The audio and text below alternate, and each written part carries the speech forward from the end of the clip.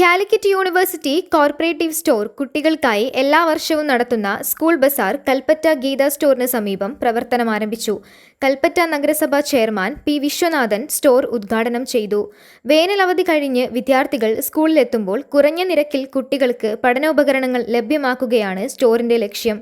സ്റ്റോറിന്റെ ഉദ്ഘാടന ദിനം തന്നെ നിരവധി ആളുകളാണ് സ്റ്റോറിൽ നിന്നും പഠനോപകരണങ്ങൾ വാങ്ങാനായി എത്തിയത്. കാലിക്കറ്റ് യൂണിവേഴ്സിറ്റിയുടെ തുടർന്നുള്ള 3-ാം വർഷമായിട്ടുള്ള കുട്ടികൾക്കും അതുപോലെ തന്നെ കോളേജിലേക്ക് അടക്കമുള്ള എല്ലാ പഠനോപകരണങ്ങളും ലഭിക്കുന്ന ഒരു സ്ഥാപനമാണ്.